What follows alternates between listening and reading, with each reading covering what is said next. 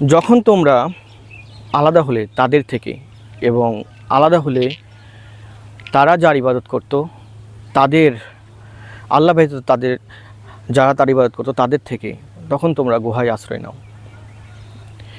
এরা ছিল আল্লাহ সুবহানাহু ওয়া তাআলা সেই গুহাবাসীদের প্রতি একটি নির্দেশনা, এবং এই নির্দেশনার পরে আল্লাহ সুবহানাহু ওয়া তাআলা বললেন যে আল্লাহ তোমাদের কল্যাণ দান করবেন এবং তোমাদের কাজের মধ্যে বরকত ঢেলে দেবেন। এটা ছিল আল্লাহর ওয়াদা, এবং এটা একেবারে একটা সত্য আল্লাহর ওয়াদা। তো আসহাবে কাহাফে যুবকরা যখন দাকিয়ানুসের মানে ওই সময়ের রাজা দাকিয়ানুস যে রোমান সম্রাট ছিলেন ওই সময়, তো তার সেই নিপীড়নমূলক ব্যবস্থা থেকে, কুফর একটা যে সমাজ ব্যবস্থা থেকে তারা যখন বের হয়ে আসছিলেন, তখন তারা আল্লাহর কাছে সাহায্য চেয়েছিলেন যে আল্লাহ তুমি আমাদেরকে এই জালিমের হাত থেকে রক্ষা করো। তখন আল্লাহ তাআলা এই আয়াতটা নাজিল করলেন এবং তাদেরকে বললেন যে তোমরা গুহায় আশ্রয় নাও। এরপরের অনেক কাহিনী আমরা জানি, বাট এখানে এই যে কুফর সমাজ ব্যবস্থা থেকে আলাদা হওয়া এবং এর পরবর্তীতে তাদের যে একটা সম্মানিত একটা জীবন বা একটা বিস্তৃত এমন একটা জীবন আল্লাহ তাদের দান করেছেন, 300 বছর বা 309 বছর তারা একটা ঘুমেই তাদের পার করে দিয়েছে। তো এরপর আল্লাহ সুবহানাহু ওয়া তাআলা তাদেরকে স্থান দিয়েছেন কোরআনের একটা সূরা নাজিল করে এবং তাদের ঘটনা বিস্তারিত বর্ণনা করে। এরা হচ্ছে কুফরকে ছেড়ে দিয়ে যখন নির্জনতাকে গ্রহণ করা হয়, যখন চারিদিকে কুফর ছড়িয়ে পড়ে, তারপর যখন নির্জনতা গ্রহণ করা হয়, সেটা হচ্ছে আল্লাহর পক্ষ থেকে তাদের এই প্রতিশ্রুতির বাস্তবায়ন।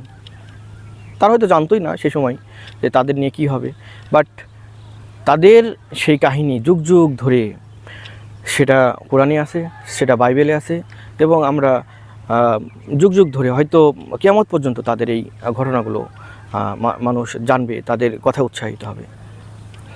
নির্জনতার অনেক গুরুত্ব আছে।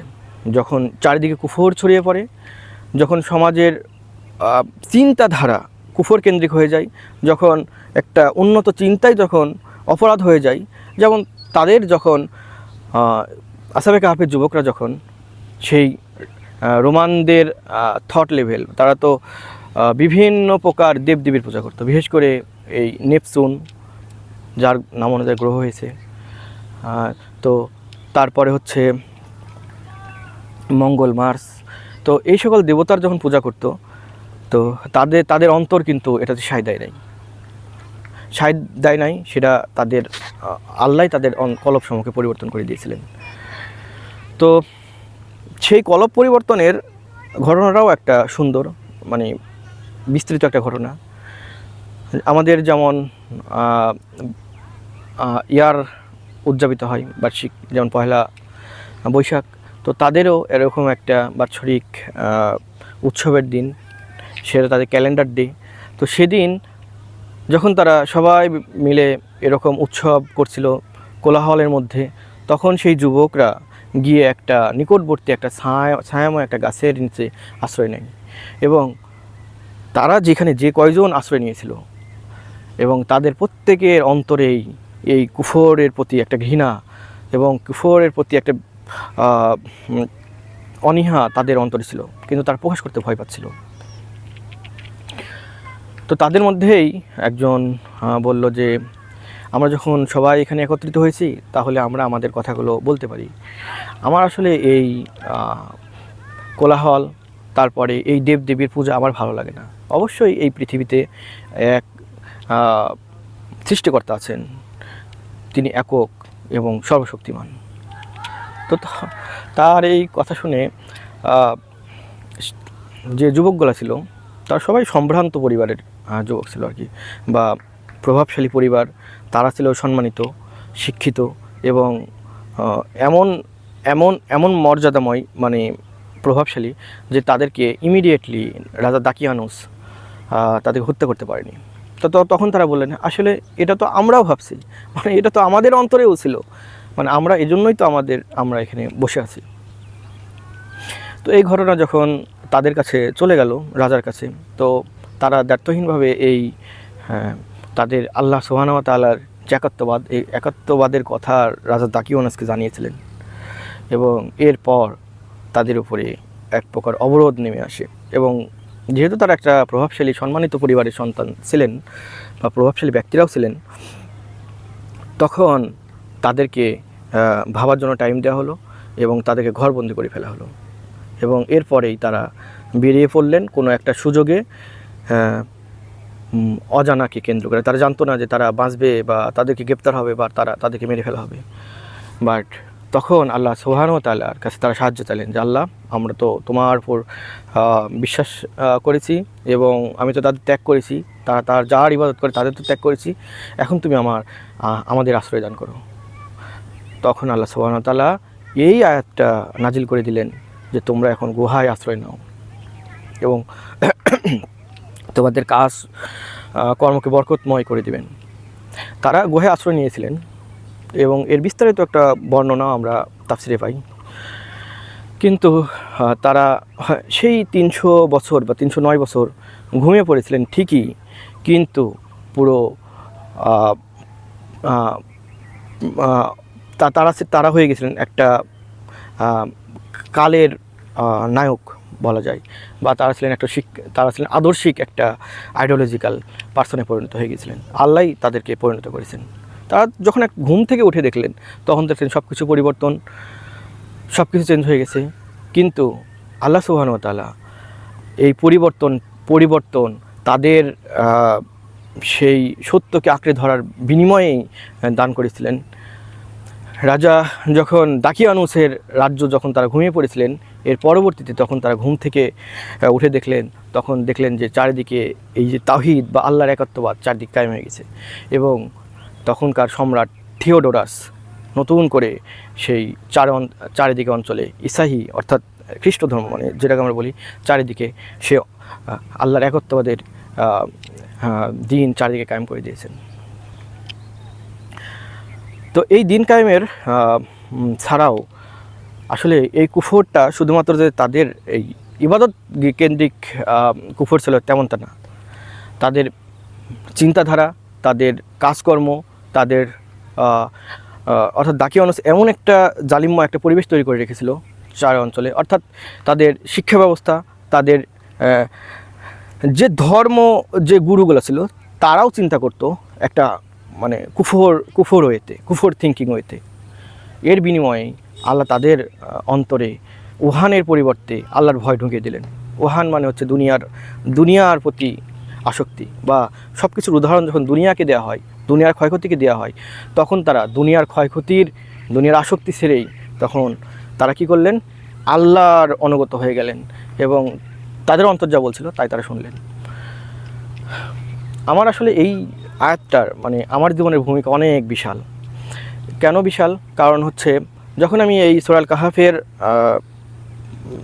তাফসির পড়ছিলাম, বা আমি একটা ছোটো তাফসিরের একটা মানে কোরআনের গল্পের আকারে বিভিন্ন তাফসিরের কথা লিখছিলাম,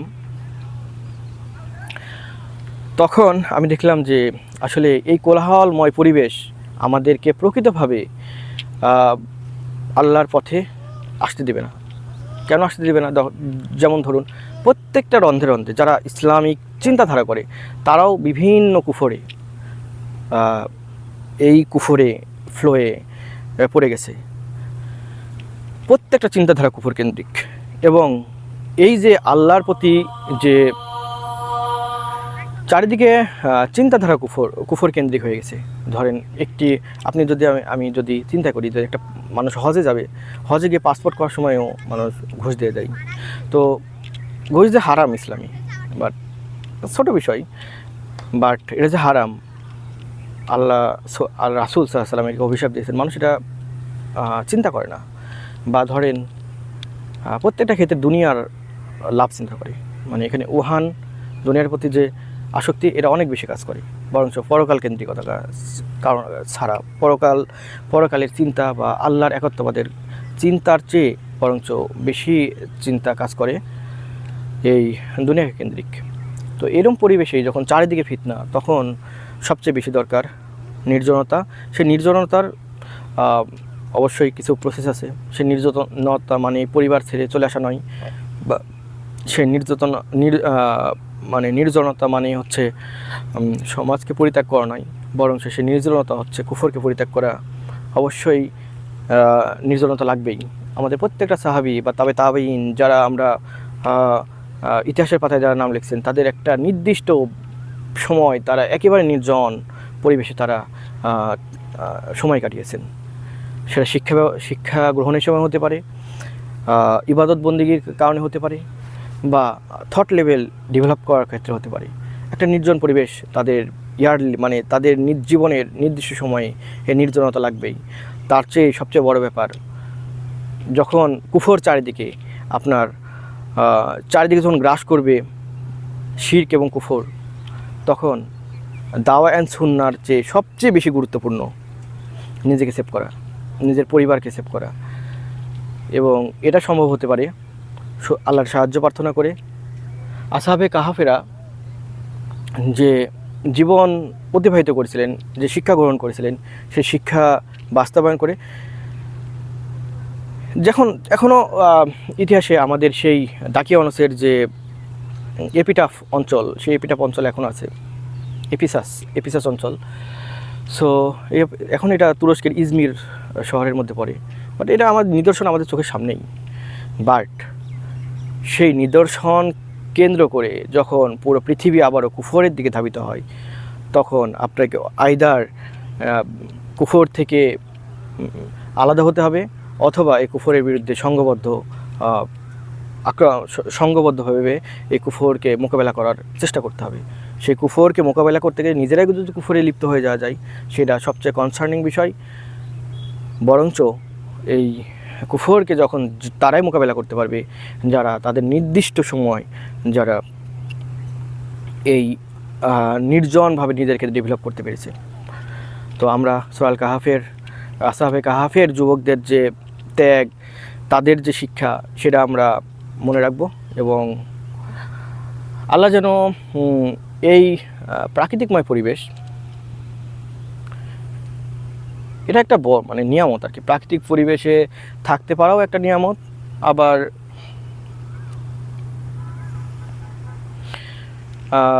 প্রাকৃতিক পরিবেশে যদি আমরা বড় হতে পারি বা আমরা সময়গুলো অর্জন করতে পারি, সেটাও একটা আসহাবে কাহাফের যুবকদের যে থট লেভেল, সেই থট লেভেল ডেভেলপমেন্টে অনেক বেশি ভূমিকা রাখবে। ইনশাআল্লাহ আমরা যখনই সময় পাবো তখনই নির্জনতায় চলে আসবো। এবং এই কুফর জীবনের প্রতিটা ক্ষেত্রে কুফরকে ত্যাগ করার একটা ব্যাপার আছে। ধরেন বাইক লাইসেন্স বা ড্রাইভিং লাইসেন্স, এখানেও আপনি ঘুষ দিয়ে পার পেয়ে যেতে পারেন। আপনি সমাজের যে হারামগুলোতে লিপ্ত হতে পারেন, বা আপনার মানে সমাজের হারামগুলো এমনভাবে লিপ্ত হয়ে গেছে, যখন আপনি একটা ভালো থিঙ্ক করবেন ওইটা অপরাধ, বা ওইটা একটা মানে ডার্ক থট লেভেল বিবেচিত হইতে পারে মানুষদের কাছে। সো এই সকল থেকে নিজেকে মুক্ত করার জন্য সবচেয়ে বেশি প্রয়োজন আল্লাহর প্রতি একনিষ্ঠভাবে ইবাদতে মনোযোগী হওয়া এবং আল্লাহর সাহায্য কামনা করা, কোলাহল থেকে দূরে থাকা। এবং এই যে কোলাহল থেকে দূরে থাকে, এটার আসলে দুইটা বড় ভূমিকা আছে। একটা হচ্ছে ধরেন অনেক সময় মানুষই কী করে, একটা মানুষের ক্ষতির কারণ হয়, তাই না? তো এটা থেকে যখন রক্ষা করা। আরেকটা হচ্ছে অন্য মানুষের যে প্রভাব, মানে ক্ষতির প্রভাব, এই প্রভাব থেকে রক্ষা করা। তো এই দুইটা বড় জিনিস তো আছেই, তার চেয়ে আরও বড় জিনিস হচ্ছে মানুষ তো কোলাহলে আল্লাহকে ভুলে যায়। কোলাহলে আল্লাহ সুবহানাহু ওয়া তাআলাকে পাওয়া কঠিন, আল্লাহকে স্মরণ করা কঠিন, আল্লাহকে মনে রাখা কঠিন, আল্লাহর কাছে নিজেকে নিবেদন করা কঠিন। সেটা সবচেয়ে সহজ হচ্ছে নির্জনতাই, প্রাকৃতিক পরিবেশে, তাহাজ্জুদের টাইমে। এবং যখন সব নিস্তব্ধ হয়ে যায়, তখনই আল্লাহর এই বিশালত্ব বেশি মাত্রায় আমরা অনুভব করতে পারি। আল্লাহ সুবহানাহু ওয়া তাআলা আমাদেরকে আল্লাহর বিধিবিধান মানে আমাদের অন্তর তো আছে, তাই না? যে অন্তরে যে আল্লাহর প্রতি যে আল্লাহর প্রতি নির্ভরতা বা আল্লাহর প্রতি যে সমর্পণ, সেই সমর্পিত হওয়ার তৌফিক দান করুন, সে কামনা করি বক্তব্য শেষ করছি। আসসালামু আলাইকুম রহমতুল্লাহ।